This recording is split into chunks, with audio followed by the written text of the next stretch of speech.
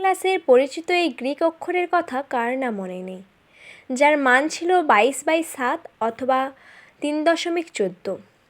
এই মান নির্ণয়ে কিংবদন্তি গণিতজ্ঞ শ্রীনিবাস রামানুজের গাণিতিক সূত্রগুলি 100 বছরেরও অনেক বেশি সময়ের পুরনো, কিন্তু আজও তা প্রাসঙ্গিক তো বটেই। এবার গবেষকরা তার ভিতরেই খুঁজেছে আমাদের মহাবিশ্বের স্বরূপকে। রামানুজ পায়ের মান নির্ণয়ের 17টি গাণিতিক সূত্রের হদিস দিয়েছিলেন 1914 সালে। আমরা যে জানি এর মান 3.14, আসলে তা সেখানেই শেষ হয়ে যায় না। দশমিকের পরে 200 ট্রিলিয়ন স্থান পর্যন্ত নির্ণয় করতে পেরেছেন বিজ্ঞানীরা।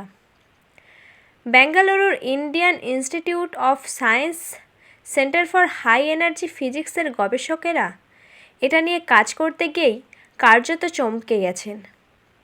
অন্যতম গবেষক অনিন্দ সিনহা বলেছেন, বিজ্ঞানীরা চার্নভস্কি অ্যালগরিদম ব্যবহার করে পায়ের মান 200 ট্রিলিয়ন স্থান পর্যন্ত গণনা করতে পেরেছেন।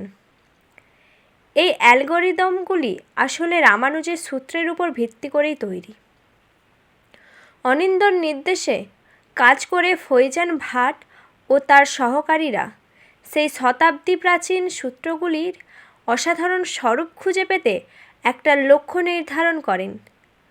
অনিন্দর কথায় আমরা দেখতে চেয়েছিলাম সূত্রগুলির সূচনা বিন্দুটি পদার্থবিজ্ঞানের কাঠামোর সঙ্গে খাপ খায় কিনা, অর্থাৎ এমন কোনো ভৌত জগৎ কি রয়েছে যেখানে রামানুজের গণিত নিজে নিজেই আবির্ভূত হয়, আর তাতেই ঘটে যায় ম্যাজিক।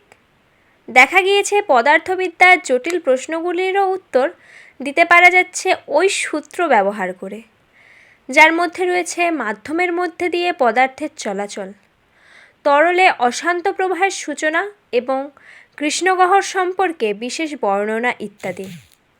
অথচ 100 বছর আগে রামানুজ যখন সূত্রগুলি আবিষ্কার করেন, তখন কারো পক্ষেই ভাবা সম্ভব ছিল না পদার্থবিদ্যাতেও এই সূত্র এতদূর পর্যন্ত কার্যকরী হতে পারে।